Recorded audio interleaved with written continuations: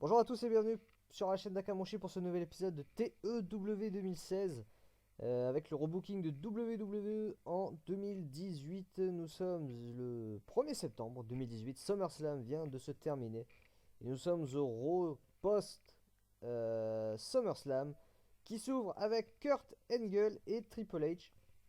Kurt Angle qui ouvre le show en allant dans le ring en disant qu'il quitte son rôle de General Manager pour revenir catcher à plein temps. Voilà. Et le successeur de Kurt Angle en tant que GM de Monday Night Raw n'est nul autre que Triple H. Ça a fait un segment d'ouverture assez exceptionnel, rating de 96. C'est le meilleur segment et match qu'on ait fait depuis cette série. Kurt Angle improvise super bien. Triple H et Stephanie McMahon. Ah, faut que j'enlève Stephanie McMahon en tant que manageuse. Mais Triple H et Stephanie McMahon ont une bonne chimie. Le travail d'annonceur a été très bien, etc., etc. La foule est chaude. C'est super. Derrière, Baron Corbin, qui n'a pas eu de combat à SummerSlam, arrive, en tout cas de combat important, pour se plaindre et lance un défi, un open challenge en quelque sorte, auquel va répondre Ricochet, qui va faire ses débuts à Monday Night Raw. Et Ricochet va battre Baron Corbin en moins de 10 minutes. Ça fait un rating de 77 quand même. C'est bien pour le temps alloué, c'est même très très bien. Un match avec une good wrestling et une décente réaction de la part de la foule. Ricochet va battre Baron Corbin en moins de 10 minutes avec un Benadryller 2 point. Il va falloir que je change le nom du finish. Le match a chauffé encore un peu plus la foule. Baron Corbin a une performance en ligne de 50. Ricochet a une performance en ligne de 84. Ça va un petit peu loin et Baron Corbin s'améliore forcément. Derrière, Rey Mysterio, qui est champion intercontinental après avoir battu Seth Rollins à SummerSlam, est présent ce soir à Monday Night Raw et il se rend dans le bureau de Triple H, le nouveau general manager de Raw, pour lui dire que Rey Mysterio est très très très attaché à la branche bleue, à SmackDown, et que par conséquent il ne rejoindra pas Raw en tant que champion intercontinental, mais qu'il est conscient que le titre appartient à Raw et que pour ça, il est prêt à venir défendre le championnat dès que Triple H le voudra à Monday Night Raw, tant que Rey Mysterio sera champion. Donc une bonne promo de Babyface, hein, de bonnes intentions. Et Triple H qui remercie Rey Mysterio pour ce geste de gentleman et qui lui annonce que ce soir il y aura un match revanche de SummerSlam. Rey Mysterio défendra le championnat intercontinental contre Seth Rollins un petit peu plus tard dans le show. Derrière, Dolph Ziggler et Drew McIntyre vont affronter Olympic Team dans un rematch de SummerSlam encore une fois pour les championnats par équipe d'Euro. Ziggler et McIntyre avaient perdu à SummerSlam en se faisant intentionnellement décompter à l'extérieur, pardon, et donc ils ont conservé les championnats par équipe. Cette fois, il y aura un match revanche qui va durer 11 minutes 25. Et Olympic Team va une nouvelle fois remporter le match, mais cette fois par une disqualification de Dolph Ziggler sur Chad Gable avec un coup de ceinture. Voilà. Sans se cacher, voilà, pour se faire disqualifier. Rating de 70. Dolph Ziggler a été le maillon fort du match. Kurt Angle, plutôt pas mal, 62. Et Dolph Ziggler s'améliore encore. Donc c'est très bien. Dolph Ziggler, Drew McIntyre qui conserve les championnats par équipe de Raw pour la deuxième fois en 24 heures de manière pas très très honnête, hein, une fois par décompte extérieur, une fois par disqualification. Donc voilà, histoire de frustrer un peu le public, ainsi que leurs adversaires. C'est plutôt bien joué. Nia Jax arrive. Nia Jax est furieuse. Nia Jax, furieuse de ce qui s'est passé la veille, furieuse après Ronda Rousey et après Nia Jax. Et après Asuka, pardon, qui est donc la nouvelle championne d'Euro. Et Nia Jax qui dit qu'elle va aller récupérer la ceinture de championne des mains d'Asuka. Et ensuite, elle va aller s'en prendre à Ronda Rousey. Tout un programme pour Nia Jax. Un programme qui a commencé tout de suite après contre Natalia, match revanche de SummerSlam, match de 51. Voilà, une petite victoire pour Nia Jax. Ça de lui réoffrir un petit peu de momentum. Victoire en 7 minutes 54 par tombée, voilà. Avec un Samoan Drop. Natalia devient meilleure à sa gimmick. Et des performances de 40 et de 50 pour les deux lutteuses, c'est pas trop mal. Natalia s'améliore. Derrière, promo de Seth Rollins backstage qui ne comprend pas les actions de Dean Ambrose la veille. Ce dernier qui est revenu de blessure pour lui coûter le titre. Dans son match face à Rey Mysterio, c'est fait un rating de 79. Et Seth Rollins qui est bien décidé ce soir à récupérer le championnat intercontinental. Et ensuite obtenir des explications de son ancien frère du Shield. Seth Rollins improvise super bien, hors script. Et la feud entre Dean Ambrose et Seth Rollins avance grâce à ce segment. Voilà. Le match a lieu tout de suite derrière pour le championnat intercontinental. Rey Mysterio défend le championnat contre Seth Rollins. Et ben dans un match avec une super wrestling et une grande 8, Seth Rollins va battre Rey Mysterio en 13 minutes quand Rey Mysterio sera disqualifié suite à l'intervention de Dean Ambrose qui va arriver et attaquer Seth Rollins. Le Dean Ambrose pour un heel turn, donc on va officialiser ça. Performance standing de 71 pour Rey Mysterio, 84 pour Seth Rollins. La feud entre Rollins et Ambrose avance grâce à ce segment. Derrière, Dean Ambrose va attaquer. Seth Rollins va continuer à l'attaquer. Et va lui mettre une raclée. Ça fait un segment, un rating de 74. C'est plutôt pas mal.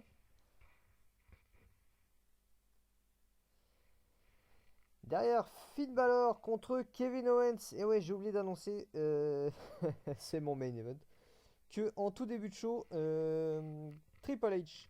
Alors on sait que ce soir on allait savoir qui sera le prochain challenger au championnat universel de Roman Reigns. Puisque l'agenda de Brock Lesnar est toujours très flou. Donc on ne sait pas quand est-ce que l'ami Brock sera de retour. Donc on va déterminer un challenger pour No Mercy qui sera notre pay-per-view du mois de septembre. Dans un gauntlet match. Un gauntlet match que j'ai dû réorganiser un petit peu à ma sauce. Parce que dans la database que j'utilise, il n'y a pas de gauntlet match. Hein, pour raconter un peu les coulisses. Donc j'ai dû faire une succession de matchs 1 contre 1. Donc voilà. Et on commence avec Finn Balor contre Kevin Owens. Ça fait un rating de 80. Revanche de SummerSlam, les deux qui sont en feud. Eh bien, nouveau chapitre dans cette feud. Match avec une super wrestling et une décentralisation de la part de la foule. Kevin Owens va battre Finn Balor en 11 minutes 41 par tomber avec un package pile driver. Après une intervention de Sami Zayn, son manager.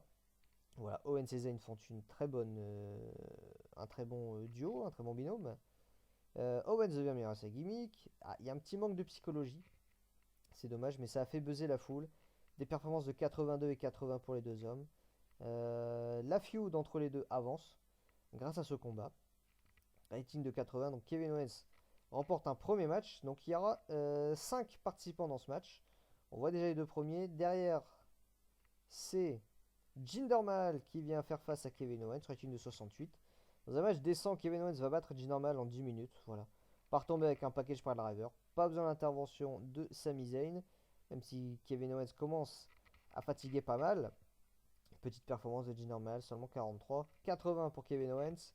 Derrière, c'est l'ami Bobby Lashley qui vient se présenter face à Kevin Owens. Rating de 78. On remonte. Great Wrestling, décentralisation de la part de la foule. Kevin Owens va battre Bobby Lashley en 11 minutes 32 par tomber avec un package par driver encore une fois. Après une nouvelle intervention de Sami Zayn qui aide pas mal son partenaire.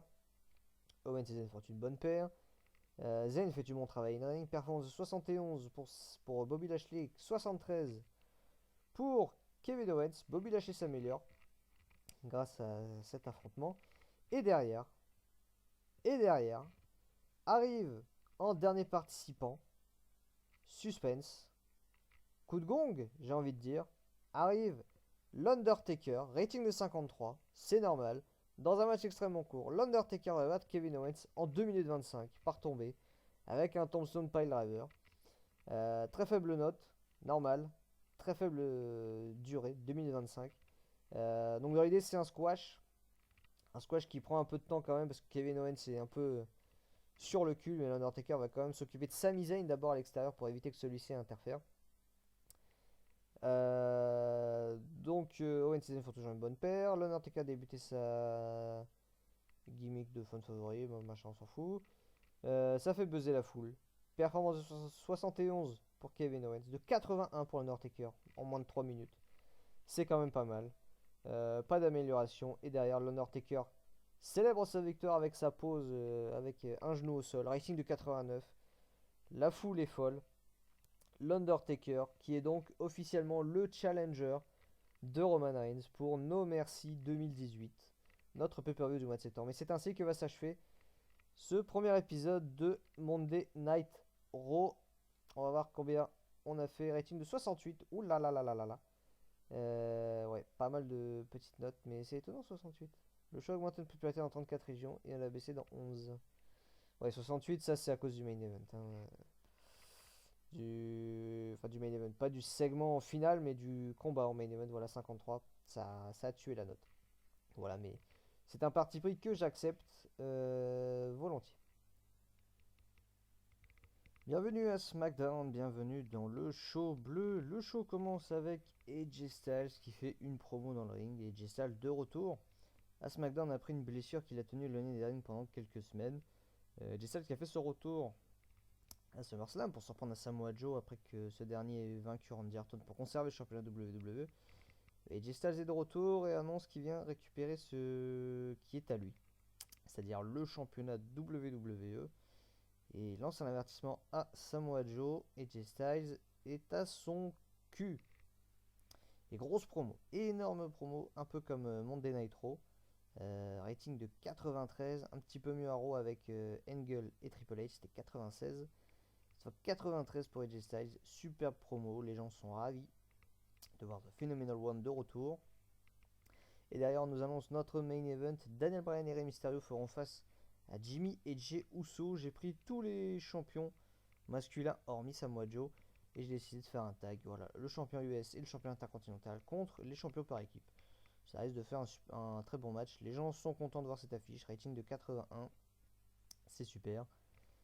Premier match du show, Aiden English contre Jeff Hardy pour continuer la feud entre Jeff Hardy et Rusev.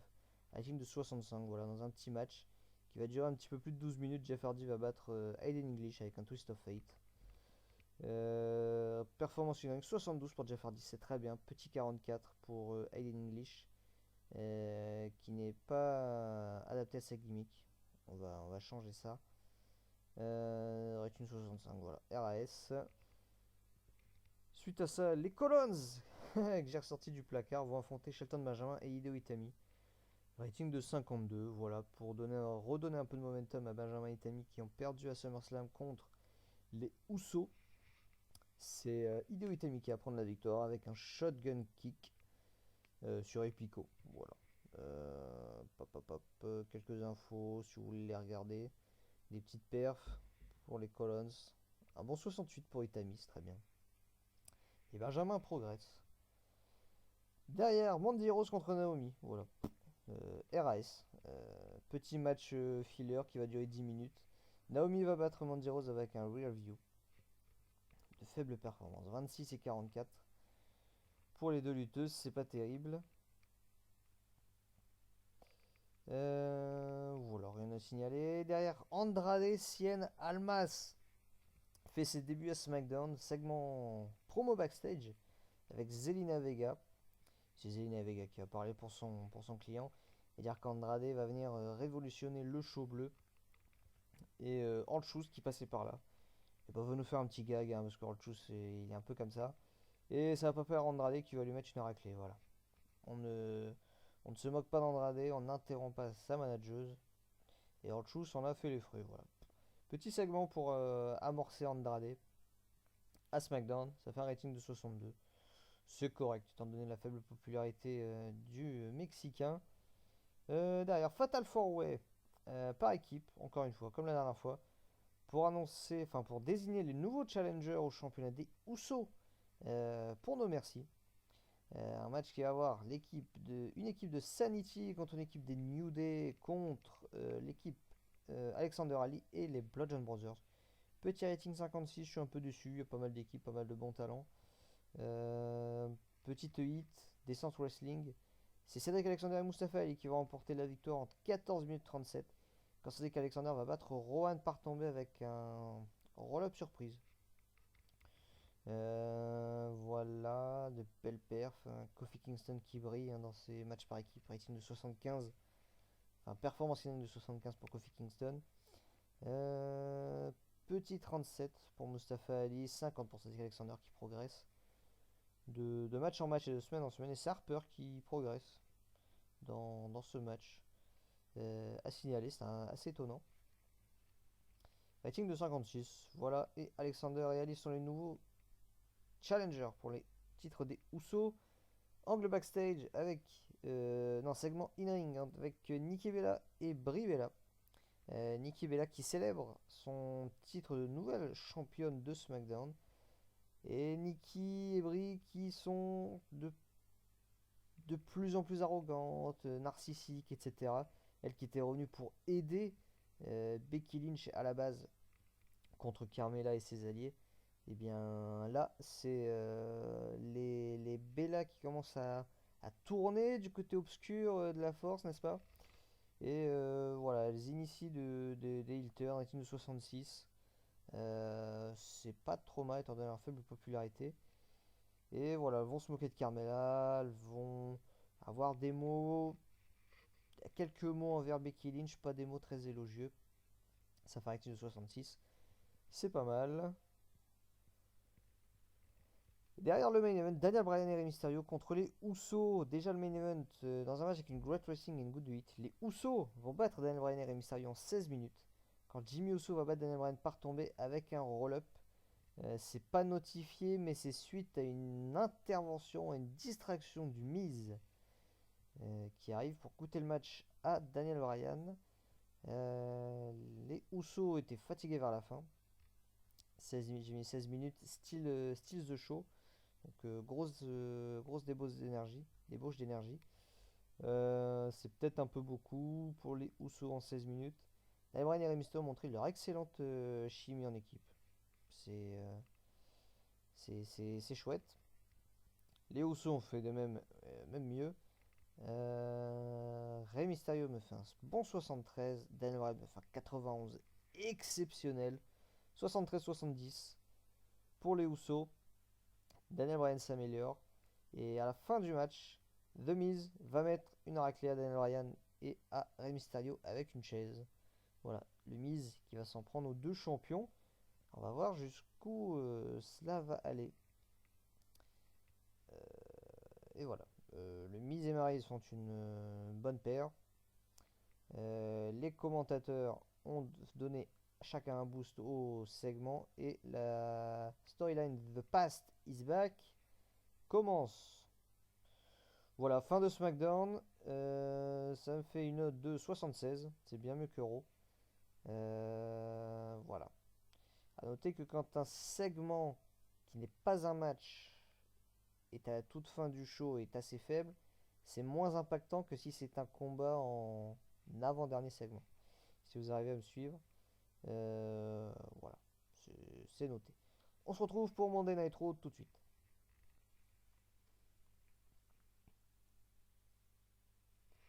C'est parti pour ce deuxième épisode de Monday Night Raw qui sera le dernier de cet épisode. Ensuite on enchaînera avec SmackDown pour terminer cette vidéo.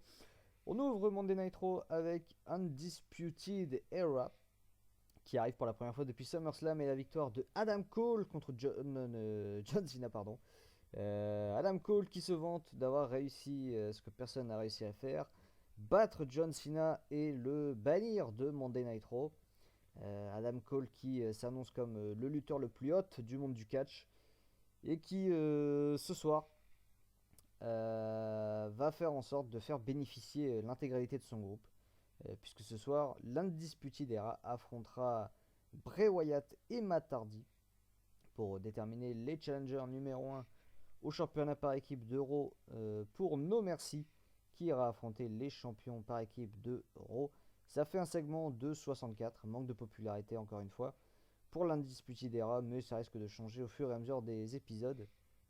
Donc voilà, on ouvre le show avec Adam Cole, c'est pas mal.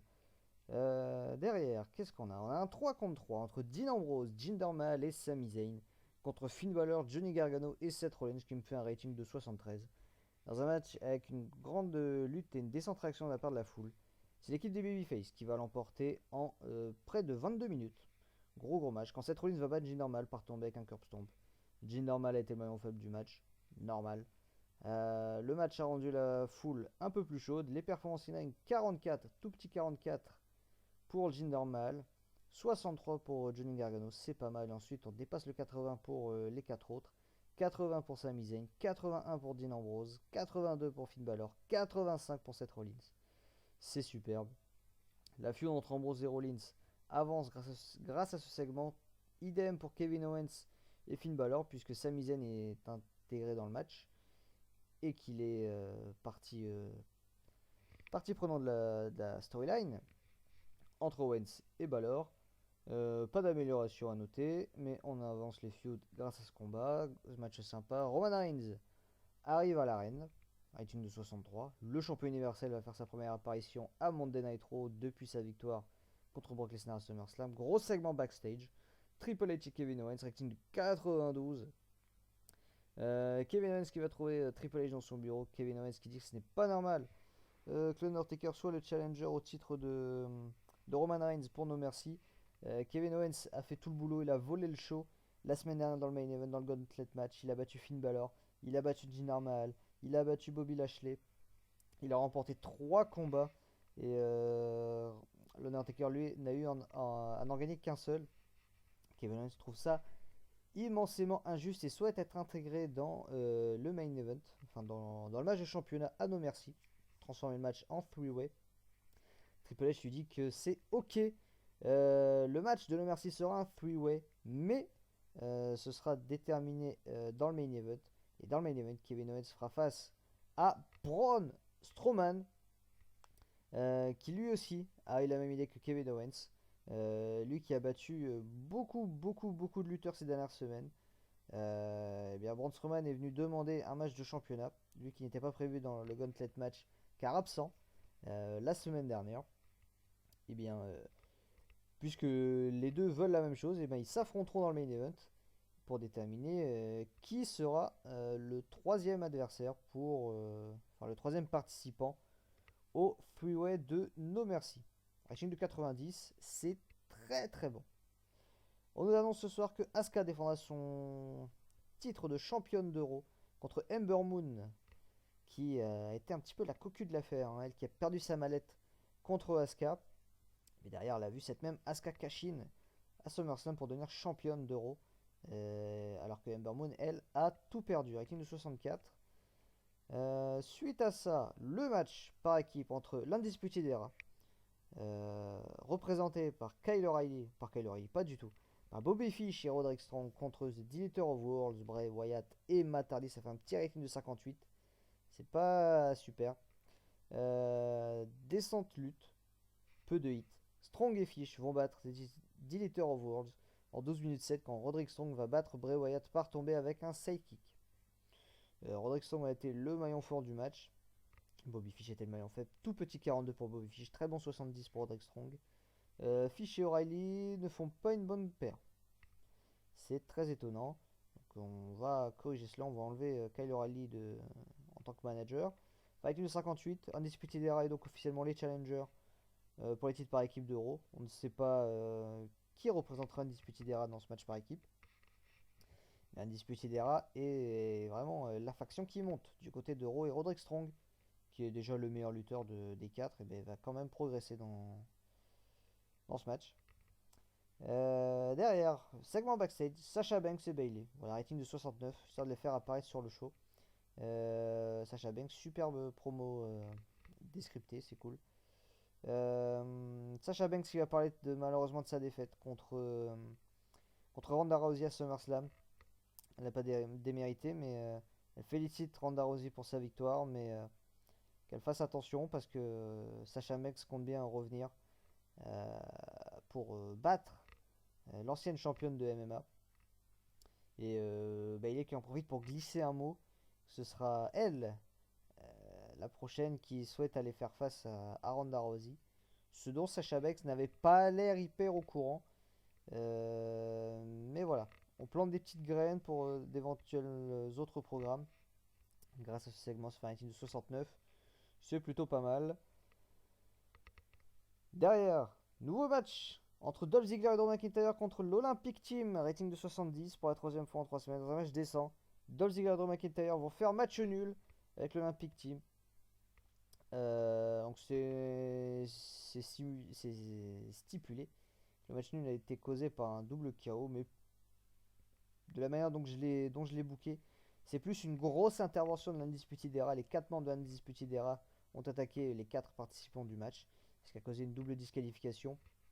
L'Undisputed Era qui marque son territoire et qui s'impose directement comme une faction qui compte, non pas seulement via Adam Cole, mais par l'intégralité de ses membres. Donc voilà, ça fait un rating de 70, ça fait un bon match. Les performances sont toujours assez semblables, hein.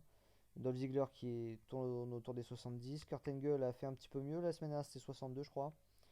Donc voilà, Dolph Ziggler qui continue à s'améliorer. C'est très bien. On nous annonce que l'Undertaker sera à Raw la semaine prochaine. C'est Fighting 75. Les gens sont très contents de cette annonce. Derrière match de championnat, Asuka défend le championnat féminin de Raw contre Ember Moon. Ça fait un rating de 62. Dans un match avec une descente lutte mais peu de hits, Asuka va battre Ember Moon en 10 minutes 49 par soumission avec le Asuka Lock. Asuka réalise sa première défense du championnat de Raw. Ember Moon a été off her game. Jour 100 pour Ember Moon. Visiblement fatigué sur la fin. J'ai mis ce match en style The Show pour essayer de faire monter un peu la note générale. Le match a rendu la foule complètement folle. Asuka a brillé dans ce match. Elle a eu l'air excellente. Et fatalement, un rating de 72 pour sa performance in pour Asuka, 34 pour Ember Moon. Donc voilà, Ember Moon qui ne prendra pas de revanche contre Asuka et qui connaît encore une défaite contre la japonaise. Roman Reigns arrive sur le ring, rating de 64, c'est pas terrible, je m'attendais à mieux. Et Roman Reigns qui annonce qu'il est prêt à relever n'importe quel défi. Il est prêt à affronter l'Undertaker à No Mercy, il est prêt à affronter Kevin Owens ou Braun Strowman à No Mercy également. Il est V-Guy et il est prêt à faire face à tout le monde. Voilà. Promo de Roman Reigns assez classique et qui fait quand même une note assez faible, un rating de 64. Il a bien worké la foule et devient meilleur à sa gimmick, mais ça fait pas un rating suffisant. Derrière, on retrouve Ember Moon backstage qui va voir Triple H et qui en a marre, qui passe de sales semaines. Deux défaites contre Asuka, elle perd sa mallette, elle voit Asuka cash in et arriver au sommet de Raw à sa place. Et c'est trop pour Ember Moon qui demande à Triple H de partir de Monday Night Raw.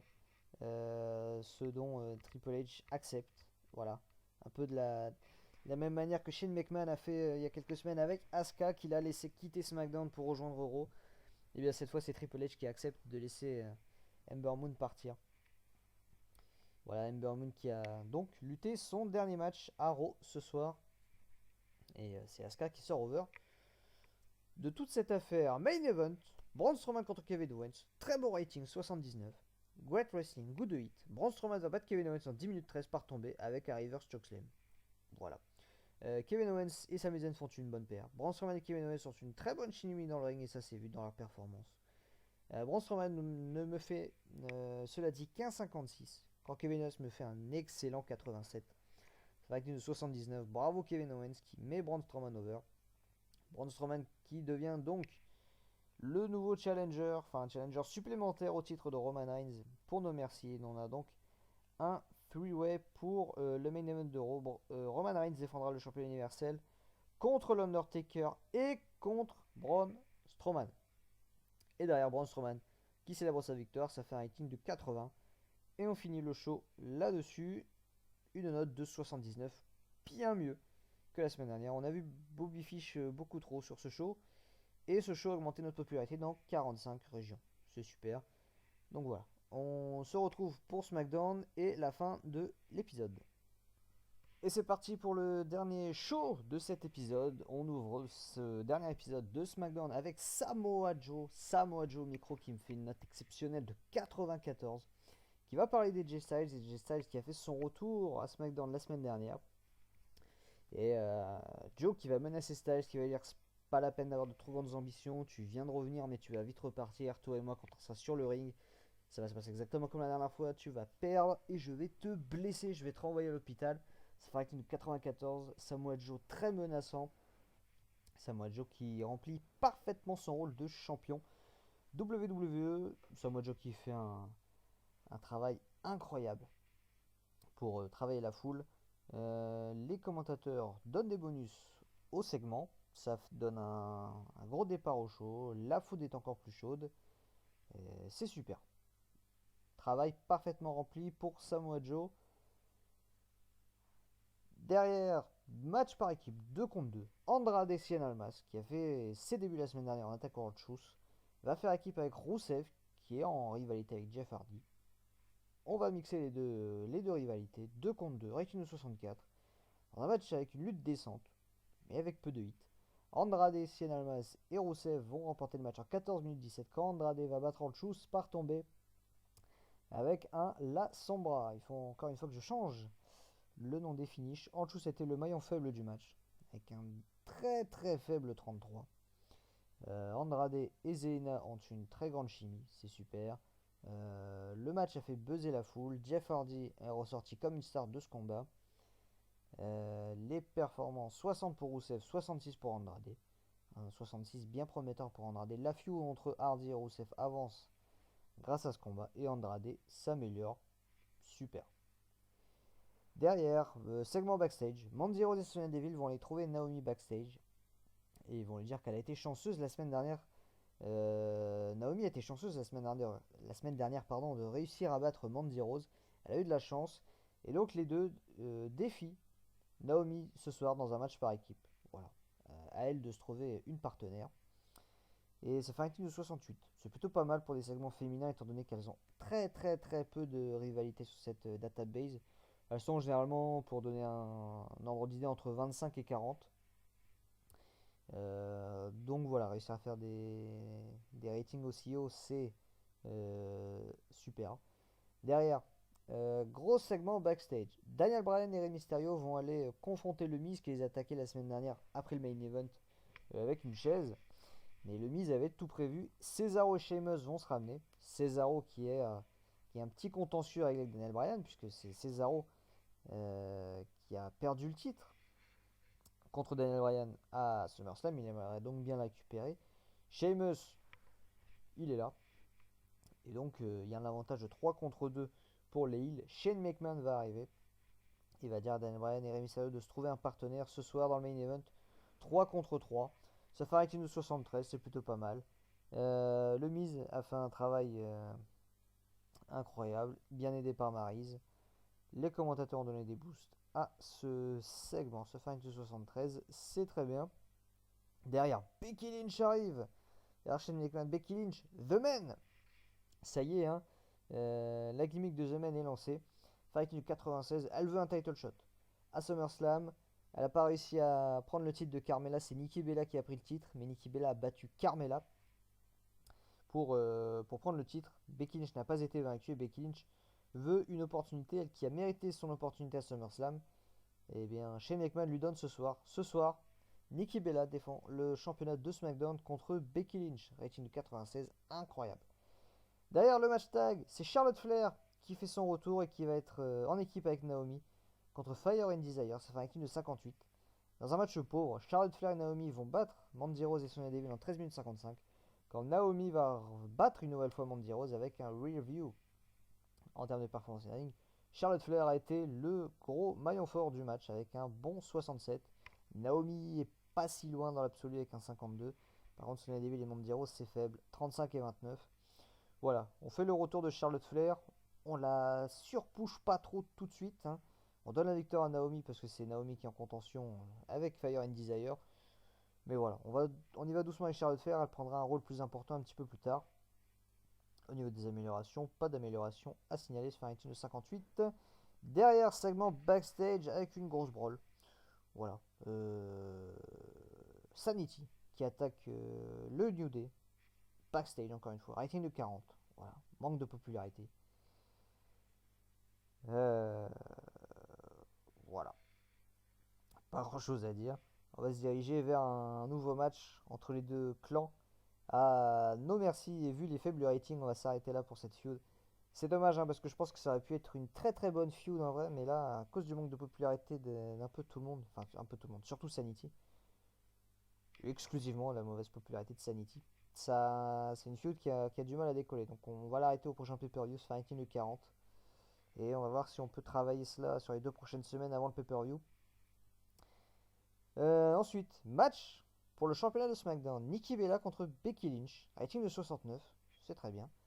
Great Wrestling. Good hit. Becky Lynch va battre Nikki Bella en 13 minutes 57. Quand Nikki Bella était disqualifiée après une intervention de Carmella qui est venue attaquer Becky Lynch. Et oui. Brie Bella fait du bon travail en dehors du ring. Nikki Bella, et Becky Lynch ont une grande chimie, ça s'est vu dans la performance. 56 pour Nikki Bella, 90 pour Becky Lynch grâce à son immense popularité. Manque de psychologie dans le match. Le match aurait mérité un meilleur commentateur. Becky Lynch a eu l'air excellente dans ce match. Et Carmella, ancienne championne, est venue de tout gâcher. Alors que Becky Lynch semblait avoir le match en main. Tout cela aura bien évidemment une suite. Segment backstage, juste avant le main event, Daniel Bryan et Rey Mysterio se préparent pour le main event. Mais qui va être leur partenaire dans le main event? Un main event qui va me faire une note de 76. Et bien c'est AJ Styles qui va venir prêter main forte à Daniel Bryan et Rey Mysterio dans cette superbe équipe de babyface. Quand même incroyable. Trois légendes, trois grandes carrières vont faire face à The Miz et à The Bar. Dans un match avec une grande lutte et une bonne hit. L'équipe de Babyface va l'emporter en 17 minutes 25. J'ai donné du temps à ce match. Quand AJ Styles va battre Sheamus par tombée avec un Styles Clash. Voilà. AJ Styles qui fait son retour. Je lui donne une victoire contre Sheamus, qui est celui qui n'a rien à jouer dans le clan en face.